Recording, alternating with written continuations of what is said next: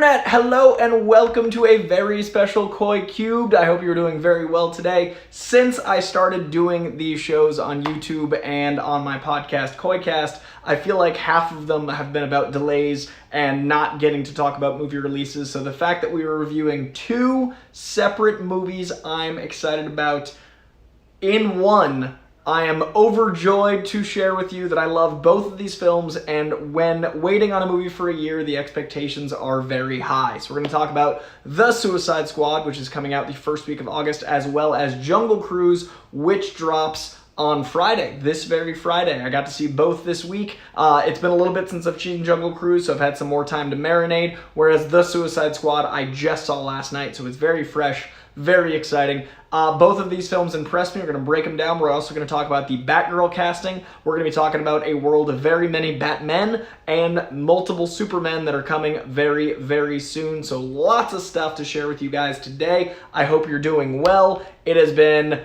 a whirlwind of a day. My phone was overheating, which is why the delay in the show. All apologies. Let's get into it. Starting with The Suicide Squad. Hi, Mom. The Suicide Squad is the anti-bubble burst. It is the way we don't have superhero films feel convoluted. It is the way we don't have superhero films feel trite. It is the way we don't have superhero films feel like we're repeating ourselves. Now, for me, the other film to really move the needle in that direction was Deadpool, then Logan. There have been these movies that have really moved the bar, both of which were R-rated, much like this one is, but both of which were R-rated in different ways and took a lot of really bold chances. This is arguably the most R-rated of those. Deadpool's pretty brutal. There's those montages and there's certain elements of it, like the pegging scene, and there's a lot of sexuality, there's a lot of those things, but this is that James Gunn trauma, full bombastic, banana sandwich level of R-rated that is unique to James Gunn. The film, for me, feels like James Gunn's entire career led to this, and comic book movies, in a way, led to this. I love the classic, Dick Donner Superman, and, what Bryan Singer's X-Men did to Alley-Oop into the Spider-Man Sam Raimi films into the modern day. All of those are very essential. But I do feel like there's a certain element of abundance in the superhero culture where the third act often falls apart, or parts of the first act feel like other films. One of the things I struggled with Doctor Strange was how much it reminded me of Iron Man. Yes, that's the character. Yes, that is how they've always been in the comic books, but it was a struggle for me personally as a comic book and movie fan. This movie answers those questions and really allows for a new genre within the genre of film. I am very excited to say that it is as subversive, as transgressive, as out of this world as we'd want from James Gunn, while being bolder than I thought Warner Brothers would ever go, while being a lot more free to be full gun than I expected from him. We're going to completely avoid spoilers, so I'm not going to give too much away, because one of my favorite experiences about the film was I didn't know who was going to survive. I didn't know how long certain people would last, and they did an incredible job. Even when you think you've guessed some things, it'll surprise you until the credits. And yes, there's a post-credits. Now, what I loved about the film, it's so hard to not give anything away, is that the marketing was a bit much, I will admit. If I could go back in time, I would watch less trailers. If you haven't seen all the trailers, I would recommend avoiding them. But even within me seeing every single bit of footage, I still didn't know who survived, how the ending would go, and I avoid a lot of footage of the third act. The third act felt very fresh. I did know the villain, and there is a statue of the villain in Leicester Square, which is just incredible. I won't talk about the villain until next week's show. Next week, or no, it'll be the week after, because the movie's not out until August. In 2 weeks, I'll do a spoiler-filled review, and I'll talk about the villain, how much I love the character. But for now, I will say the third act did feel private. I didn't feel like I'd seen too much of the third act in the trailers. The first two, I'd wish they'd held a little closer to the vest, but that's my biggest gripe, and that's not with James Gunn, that's not with the film. Honestly, this is a 4.5 star out of 5 film. This is an A minus. I don't give 5 stars ever. I've given 16 in the history of cinema. 4.5 is pretty much as high as I go. This is a damn near perfect theatrical experience. I got to see it in IMAX. I recommend you see it in IMAX if you can. It is shot in IMAX, so it fills that beautiful square frame. It uses every inch of that giant frame. I love the color. I love the action. I love the humor. I love the interesting use of powers. I love how they handled Harley Quinn. There's a sequence in this, and it's not the big Harley Quinn sequence that has been teased by James Gunn for some time. It's more of an emotional sequence that I think captures Harley Quinn better than most mediums have. The Harley Quinn show on HBO Max, I think, is the best Harley Quinn we've had. This is right up there with that characterization of Harley Quinn. Loved her in this. Loved Idris Elba in this. Big Idris Elba fan, and he's the coolest he's ever been in this. This and Luther, I think, are the two coolest experiences of Idris Elba we've seen. Had a lot of fun with Pete Davidson in this. Had a lot of fun with Boomerang in this. I really liked what they did with my guy, David Dastmalchian. I'm a big fan of David Dastmalchian as a human being, as an actor, as a writer. David Dastmalchian is a friend of the show, friend of the me, and his Polka Dot Man is spectacular. And I'm gonna start steering away from the Suicide Squad because I keep finding myself. I loved how little I knew about the third act, so I don't want to give anything away. But I will say, beyond the post-credit scene, the way they handle certain characters subverts expectations to a level that you wonder about.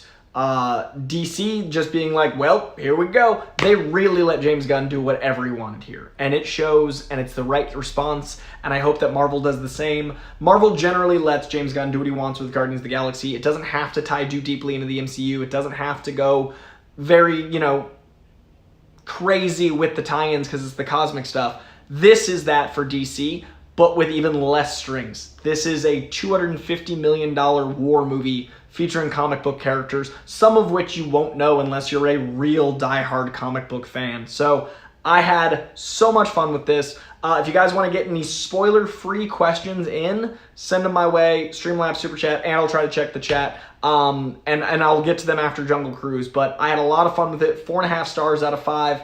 It is genius, and you're going to love King Shark as much as you expect. And my favorite character in the entire movie is a rat. You'll see.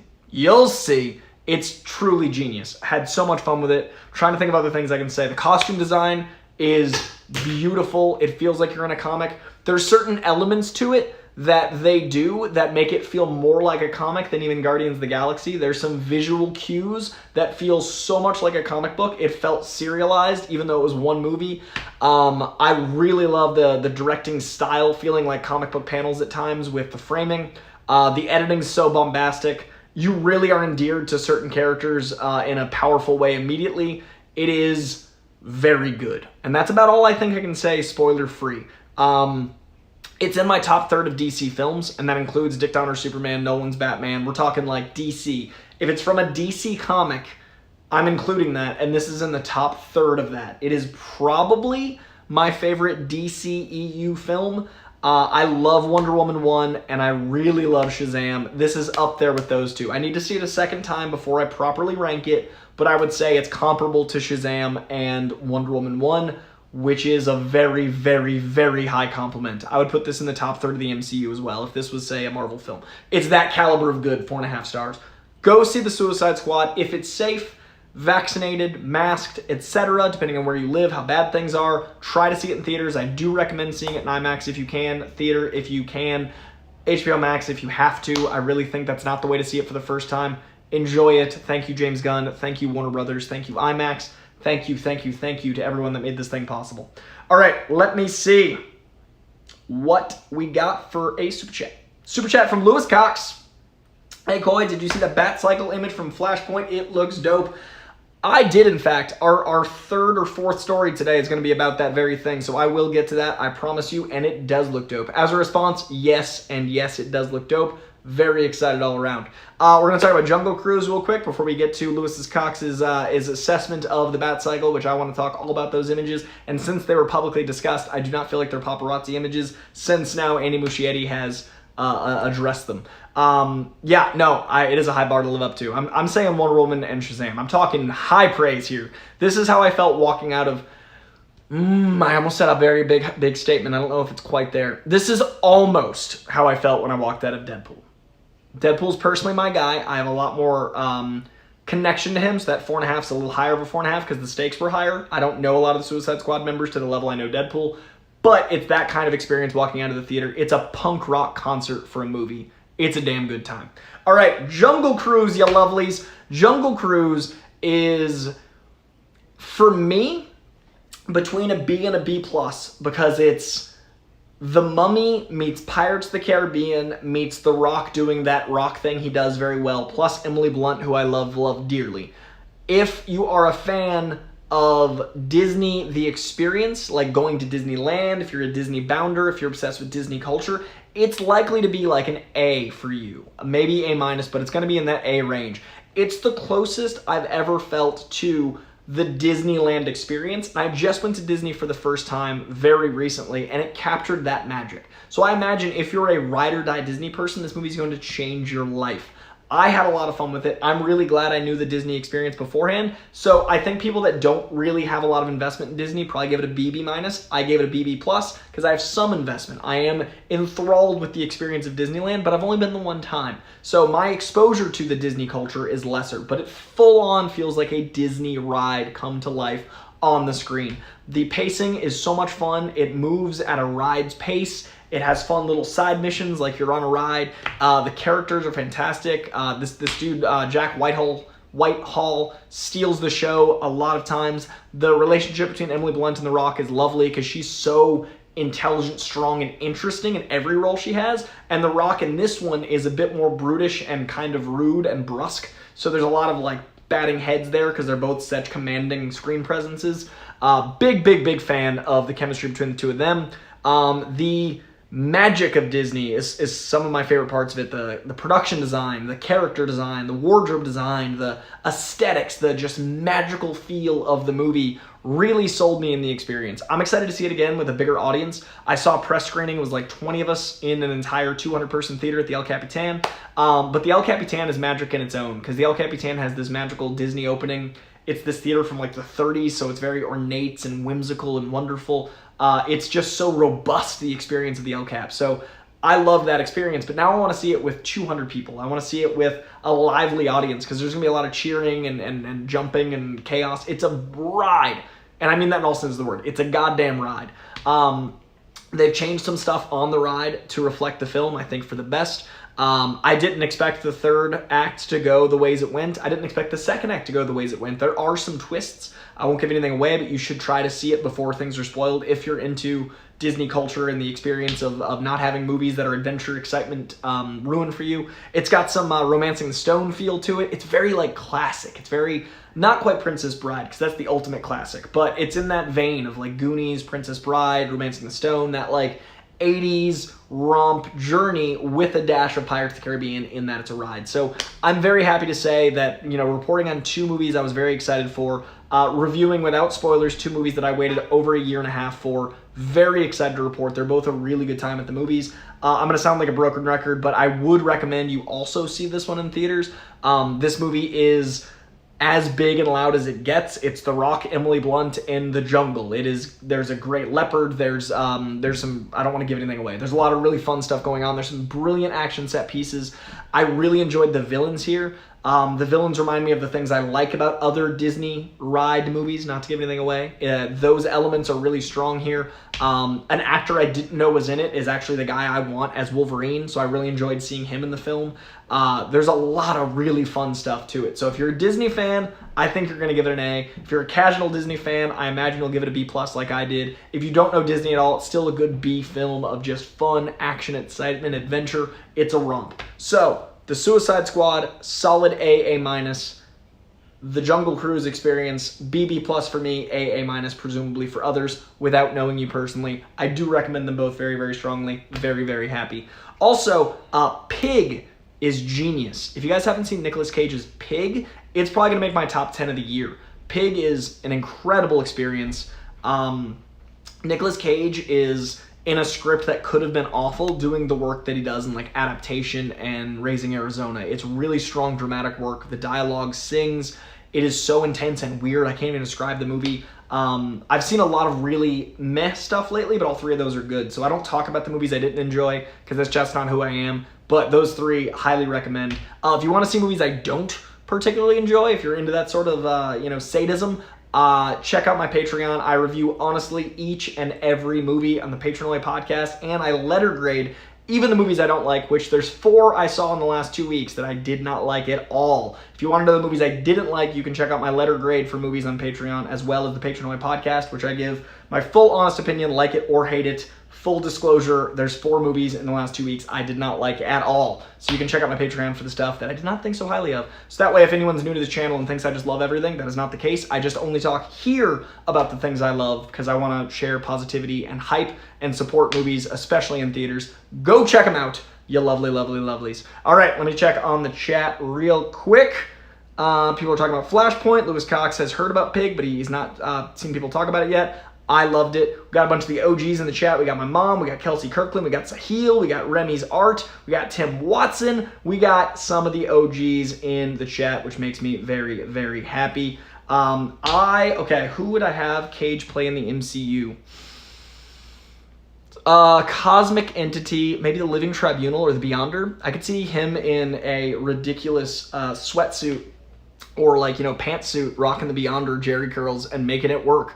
Mark Hamill's probably my Beyonder, but if not Mark Hamill, Nicolas Cage. I would love to see Nicolas Cage as a cosmic being very, very much.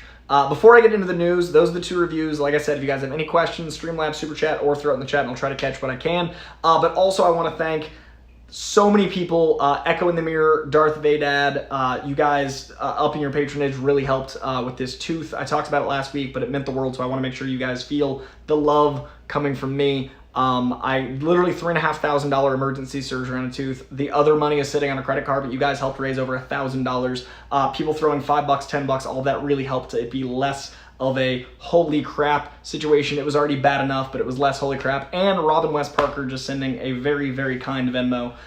The 3 of you in particular really moved that needle a lot, and everyone that contributed even $1. That was a third of a random surgery. I haven't had insurance since '09. Not many people have dental insurance to begin with, and it was not something I could have avoided. I was already getting blood poisoning. It was not something I could have delayed, and it was causing other health issues, and it's in my face, so I can't not have a tooth. For months. I needed to keep the tooth. So it was a very big emergency. $3,500 I didn't have. I haven't worked consistently since January, since Collider 2019. So seriously, thank you to everyone that has helped. And anyone that wants to, Super Chats are going right to the tooth. Streamlabs going right to the tooth. Venmo is nobody gets a cut but me. Venmo's going right to the tooth, chipping away, hopefully not, at that tooth, suffering financially. I've already had the suffering of the pain, now it's just the financial suffering. Thank you, all of you. All right, into the news. Let's talk about stuff other than reviews. Let's talk about things happening ongoing as we speak. We got a Ghostbusters trailer. If you guys haven't seen it yet, it is childhood come to life if you're an 80s kid. It is the magic and wonder of the Ghostbusters films, a smidge darker than I always think they are. Whenever I think about the Ghostbusters, they're not as dark as they actually are. Like, watching the Ghostbusters, they're pretty dark films. But I always forget that. And the trailer was darker than I remember, but then I was like, I always forget Ghostbusters pretty dark. Anyway, it is a fucking good trailer. It's all of the warmth of nostalgia with Paul Rudd being awesome, with some of the Stranger Things kids to give you that other push of nostalgia. They've bottled nostalgia and they put it in one of those Ghostbuster containment units. And now we're experiencing it frame by frame. Really enjoyed this trailer. I'm not going to break it down frame by frame because I'm not that kind of channel, but do recommend you watch it. Did give me all the nostalgia feels. The last button at the end of it made me very happy because I'm a huge fan of a certain actor who is in the button of the trailer. It's a real good time. Looking forward to this one. And it's the son of Ivan Reitman, the original director Ivan Reitman. His son directing the new reboot makes me very happy. I'm also a huge fan of his son. If you guys haven't seen Up in the Air or Thank You for Smoking, he's a genius director, so a lot of good stuff coming from him. Very excited for Ghostbusters. New trailer dropped today. Since last week, we got confirmation on our Batgirl. Last week, I said some theories of Batgirl. We listed 4 Batgirls I heard were in the running, and I was right because one of them is officially Batgirl. One of the 4 Batgirls I had heard was going to be Batgirl is in fact Batgirl. Take a drink every time I just said Batgirl because you'll get Batgirled yourself. I am very excited for this because I liked In the Heights quite a bit as a non-musical fan. I'm not against musicals, I just don't usually seek out musicals. But this girl was super captivating, even though it wasn't my genre. Leslie Grace is now Batgirl, and she's a force. She's a powerhouse in the Heights. So I'm really excited to see her in my world, comic book movies. Very excited to see what HBO Max does with the character. I'm very curious how they're going to balance all these bats, which we're going to talk about here in a second. But we do have many bats, we have many mediums, and this is an HBO Max only movie, but it is live action, it is a feature. HBO Max is trying to build its audience, so they're doing just HBO Max movies. I'm going to try to like get a copy of it and see it in the theater, even if I have to like do it myself, because I'm a theater guy. But I'm very curious what this movie is going to be. We will see, and she is officially Batgirl. Nothing else to really report there, but we got ourselves a Batgirl. Now, I did mention Batmans, plural.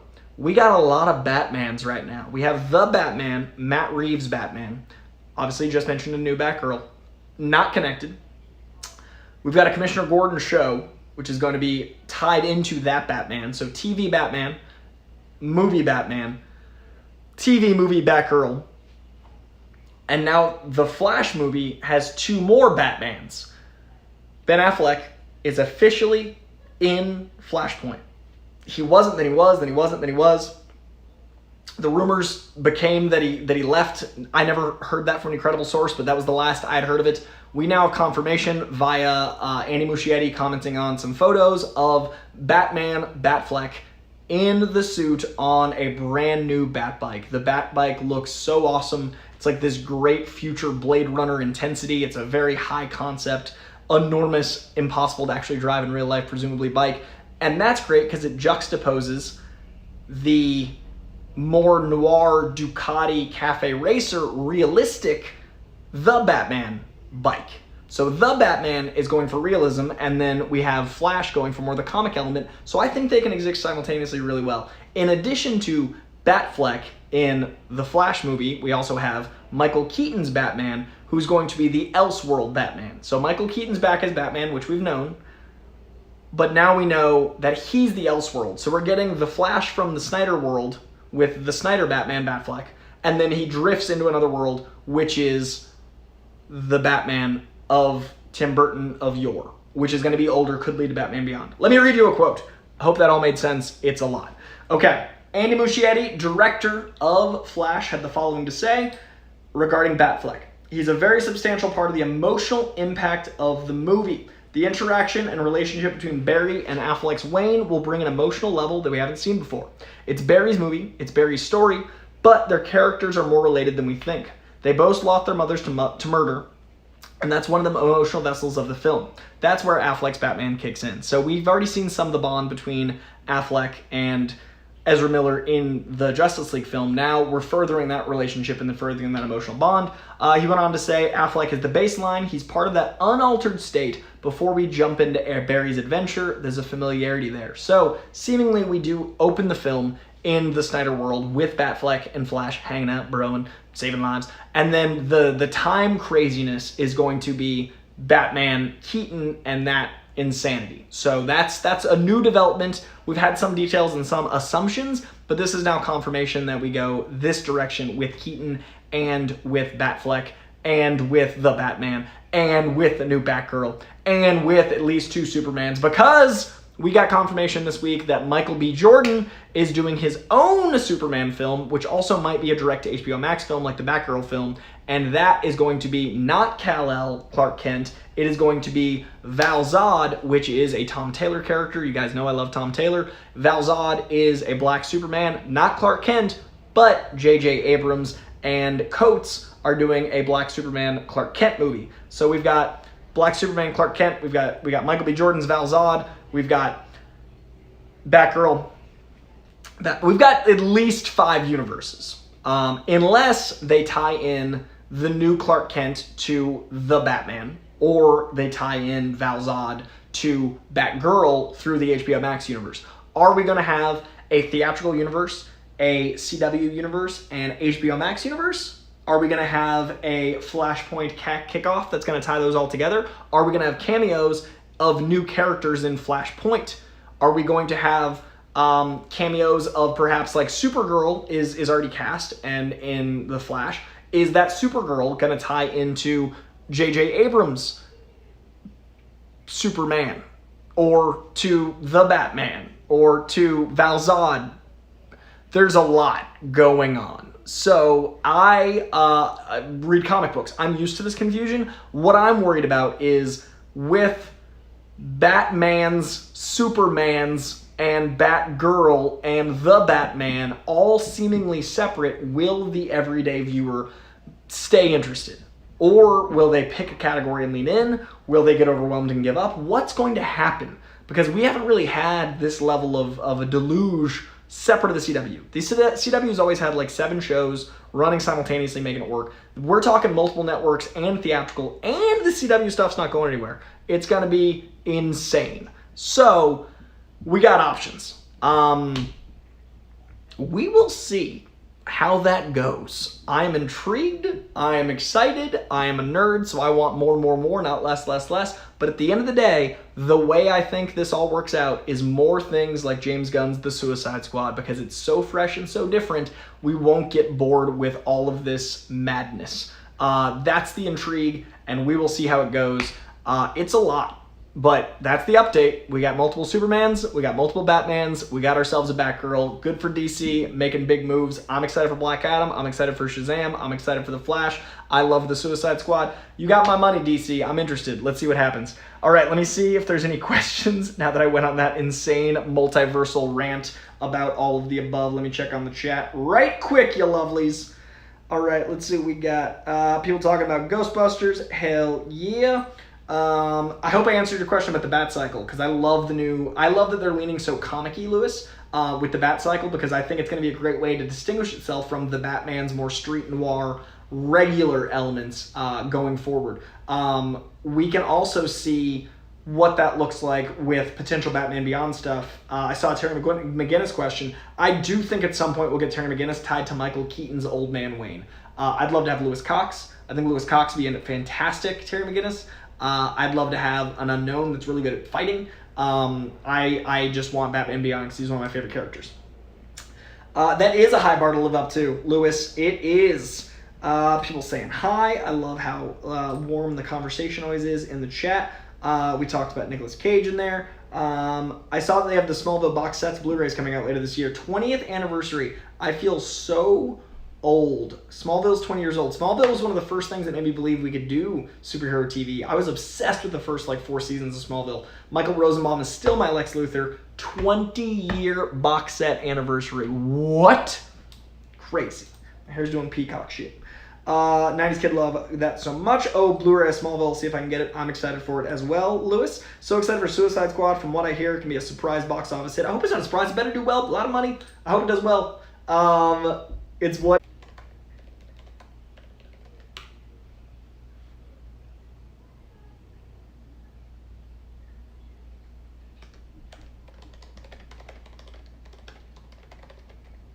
we're back. Wonderful. All right, I was worried that I wouldn't get to say bye to you lovelies. We did come back, so I can wrap this out. It is very, very hot in Los Angeles, and I'm using a phone and a laptop, both of which are overheating, but I do want to wrap out with you guys. I was saying, going through the chat, that Terry McGinnis, I do think we're going to get. I was answering questions, people talking about HBO Max and those concerns, and people just being generally lovely. Many Supermans, many Batmans, many of those things. I'm going to wrap this out and say goodbye to you lovelies before we lose the opportunity to. And Tim Watson says, boy, are we in trouble having to explain to our non-nerd friends how the DCU works. It is going to be quite the time. Garth McMurray says, I want Green Lanterns, but we're getting a Green Lantern and Stargirl, so I am very curious. And he says, but it's daughter of OG Lantern Alan Scott, not part of the Green Lantern Corps. All correct. I do think they're doing a Green Lantern show on HBO Max with multiple hella Green Lanterns. Like I hear a lot of Green Lanterns are coming, so we will see how that goes. If that does in fact work out after many, many years. I like the TVA jokes of me struggling. TVA was coming for me, man. I'm a variant of myself. Let's see. Thoughts on the Wheel of Time on Amazon? I haven't watched it. Not typically. There's so many shows. I'm 17 shows behind, so it probably won't make the docket. I just got Apple TV, so I'm watching Mythic Quest, and I'm going to watch Morning Show after that, and I'm doing it for Ted Lasso, but I'm going to be in the Apple zone for a little bit, but I have not watched Wheel of Time. Not sure about it. Well, wait, Coy wants me as Terry McGinnis. Why, thank you, Coy, for that comment. I would love you, Terry McGinnis. That would be awesome. Yes, I meant to say Louis Tan, but You've got my vote now, Lewis Cox. You are now meant to be the great Terry McGinnis, but have Louis Tan train you, because I think Louis Tan would be an excellent Terry McGinnis, and I think now that falls to you. So we will see how it goes. Comic Quirks with Jimmy says, oh, Wheel of Time's not out yet. It's based on one of the biggest fantasy series ever. Hell yeah. I actually don't read a lot of fantasy stuff because I'm reading so many comics. I tend to read nonfiction books. So most of my fiction is in comic book form, and I have a hard time getting through big fantasy novels because I'm usually reading biographies and books on like happy brain chemicals and internet regulation and the real world stuff because I read so many books. Thank you for saying not aging Lavelle. I appreciate that very much. I'm trying. Let's see. And when are we going to see you and the lady friend reading a series while drinking again? I actually just got another shipment of Tavour. If you guys are interested in Tavour, it is $10 off, $25. Use code KOY10. COY10 gets you $10 off beer. Download the Tavour app. They deliver beer right to your door from craft breweries all over the country. Independent breweries nationwide delivered to your door. Save some gas, save some time, save some hassle, get some dope real beer. I am not a big broad strokes beer guy. I like to customize my beer. Tavour delivers to your door, and you get $10 off using code KOY10. I just got a shipment. I haven't even opened a single one yet, but I will open one of those soon, and then I will be enjoying the hell out of some comic books and craft beer with Jenny Newman, hopefully within the month. I haven't touched beer, like I said, so hopefully within the month. All right, you lovelies. I am very excited for all of you to be as excited as I am about all this stuff. I love you all very much. I see people talking about Assembled. I have not yet watched Assembled about Loki. I've been so busy with the Jungle Cruise and the Suicide Squad. The Suicide Squad, A-, A-. Jungle Cruise, B++, both exceptional. One 4-star, one 4.5 star. Very, very excited as a nerd to be living in this time. And congratulations to Lewis Cox for playing Nightwing, now canon in the koi pond. All right, you lovelies, I'm overheating. I'm going to turn the AC on, but you won't be able to hear me, so I'm going to wrap this up. Go see The Suicide Squad. Go see Jungle Cruise this Friday. Go live good lives. If you're vaccinated, hug your friends. If you're not vaccinated, please do so we can get back to the world. And at the end of the day, read some comics. That's always safe to do. Inside. Safely. Away from others. Because it's dangerous out there. I love you. Bye, guys.